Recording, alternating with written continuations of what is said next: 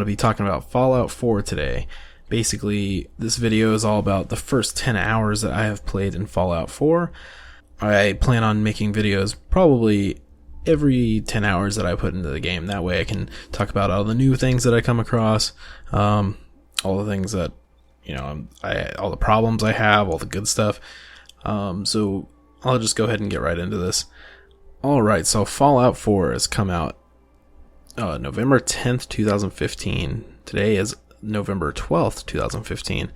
I was gone the first day it came out, but I played a tiny little bit, and then I was off of work yesterday. I spent basically all day playing. Roughly like 10 hours, which I know probably isn't that much compared to some Fallout nerds out there, but right now, it's pretty much all I can do with work and just a busy life right now. Alright, so I think I'm going to go over a couple of the bad things that I've come across so far, which really isn't a lot. The first thing I came across was a small bug, which, from Bethesda's track record, it's nothing new, so I was expecting, an occasional bug here and there, and I came across the first one within the first hour of the game. The first one was when you come across the first Minutemen and you jump into power armor. I came across the first Deathclaw, and that first Deathclaw comes out of the ground, and what happened is he was stuck in that hole that he had come out of and wasn't moving around and basically glitching in and out of that hole. That's like the major bug I've seen so far. The second one is I was at a farm, and a guy's cat was the back half of the cat was sticking out of his workbench. So really, like, the bugs are minor. No, like, crazy bugs that are, that stop you from playing the game or anything. Another just small thing that I've come across, which, it's small now. I'm sure after I play a lot of the game, I'll probably get really annoyed by this, but I've noticed that your dog gets in the way quite a bit, especially when you're in, like, you're underground or in a building. Your dog likes to stand right in front of the door, and then you try to run through, and it's just a big pain in the ass. But again, small thing, doesn't really affect too much. It's just like a small inconvenience, like for 2 seconds. Let's see. So that's basically it with all the bad stuff. Like, I really haven't come across anything that's annoyed me or anything. I'm just gonna go talking overall now. This game started creating a character, spent like an hour doing that. The customization is, off the chart. It's crazy. You can make your character look any way you want to. It's the new customization system is pretty awesome. And then, you start off in the past, which is kind of cool, right? Like, these Fallout games never showed you what the past was like and what we went through before the war, before the bombs dropped. And this kind of drops you into that. It's kind of pretty awesome. And then once you go down in the vault, the story progresses. You come out of the vault.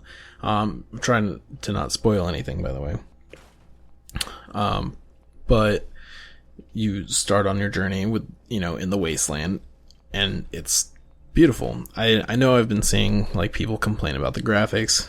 I don't have a problem with them. I think they look fine. I play on PC, but I don't have, like, that great of a system. I built my PC back when Skyrim came out to run that on ultra graphics.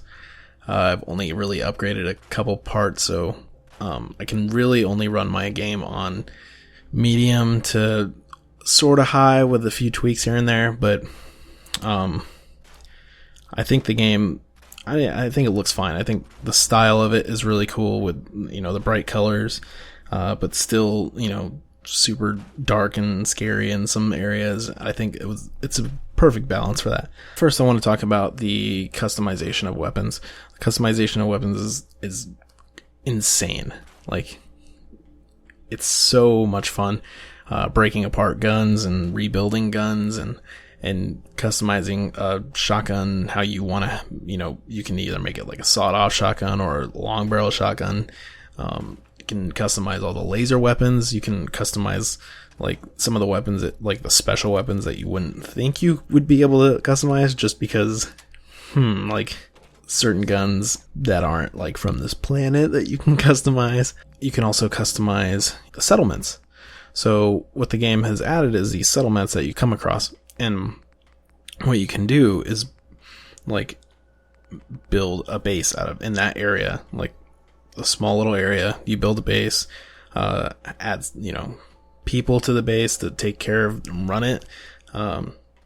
You add a defense system, food, buildings. You can build houses. I think of it kind of like Rust if you've ever played that.